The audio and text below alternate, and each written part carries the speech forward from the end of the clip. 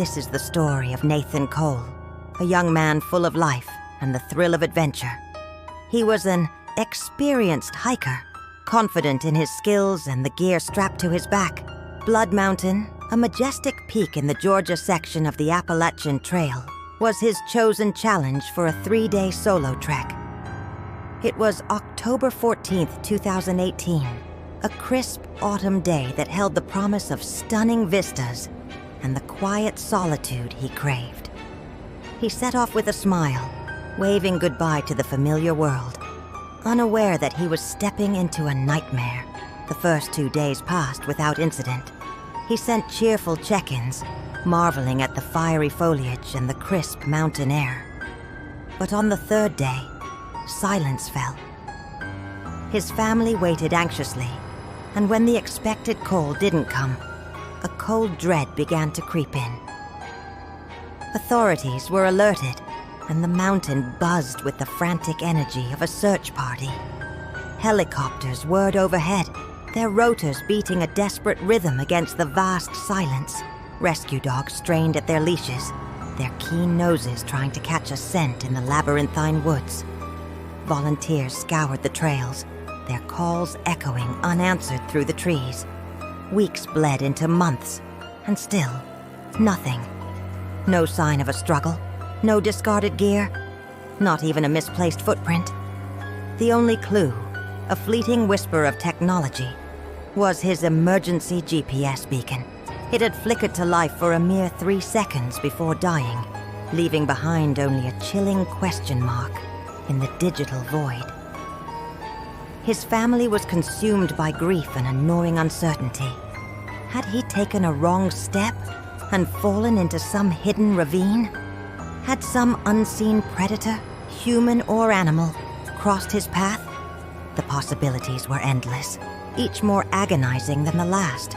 They clung to the faintest hope, but as time stretched on, that hope dwindled, replaced by the heavy weight of loss. They mourned Nathan, the vibrant young man who had walked into the woods and never walked out.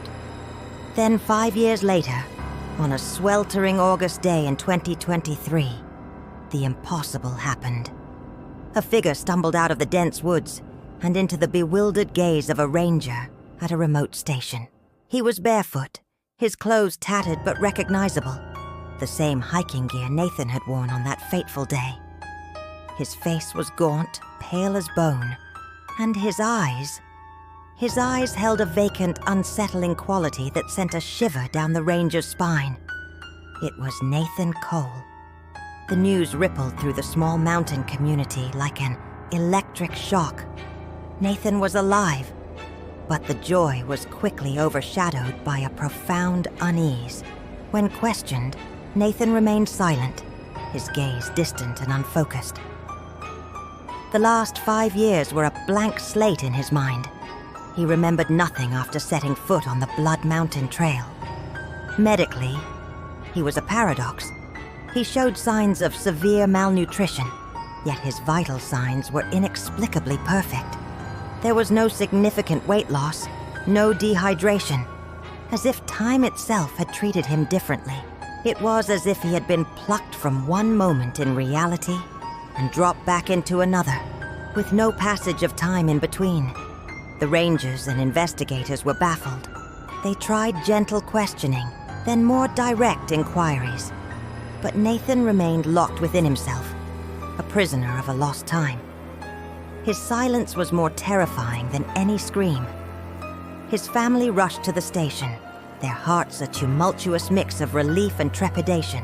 But the reunion was not the joyous homecoming they had desperately longed for. His mother, her face etched with years of worry, reached out to him, her voice trembling as she spoke his name. Nathan looked at her, a flicker of something unreadable in his eyes. It was as if he saw a stranger, yet there was a hint of recognition, quickly masked by a profound fear. He wouldn't meet their gaze for long, his eyes darting nervously around the room, as if searching for an unseen threat. "He wasn't my son," his mother whispered later, her voice choked with tears. "Not anymore." The way he looked at me, like he didn't recognize me. But he did, didn't he? He just wouldn't admit it. As the days turned into weeks, Nathan's strange behavior continued. He was constantly on edge, jumpy at the slightest sound. He refused to be left alone, his eyes wide with a primal fear whenever he was out of sight of others. Mirrors seemed to terrify him. He would avoid them, his face contorted in an expression of pure dread if he accidentally caught his reflection. And the woods. He wouldn't go anywhere near them. The very mention of the Appalachian Trail would send him into a state of near panic. Then came another unsettling piece of the puzzle.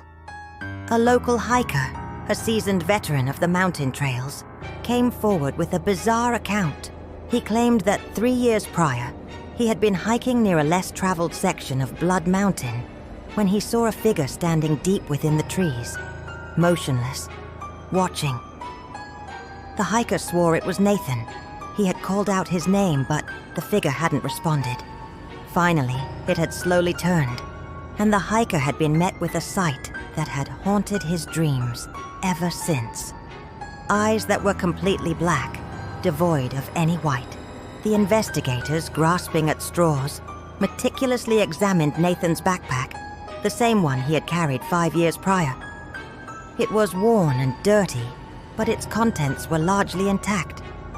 Inside, they found his hiking essentials, his maps, and a small leather-bound journal. Most of its pages were blank, untouched by pen.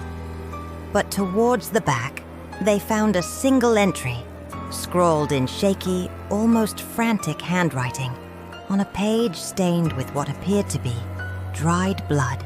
A detective carefully read the words aloud, his voice low and grave. It watches from the trees. It whispers at night. I was never alone. I was never alone. I was never alone. Suddenly, the recording equipment in the room sputtered, a sharp burst of static filling the air before cutting out completely. A palpable tension hung in the silence that followed, thick and suffocating. Nathan Cole never spoke of what happened during those missing 5 years. He remained a shell of his former self, haunted by an unseen terror. Some whispered that he had been taken again, disappearing from his home one quiet night, leaving no trace behind. Others, their voices low and fearful, wondered if the man who had stumbled out of the woods was truly Nathan Cole at all. So the question lingers, unanswered and chilling. Who, or what, came back from Blood Mountain? The truth remains lost in the silent depths of the Appalachian wilderness, a terrifying enigma that continues to whisper on the wind.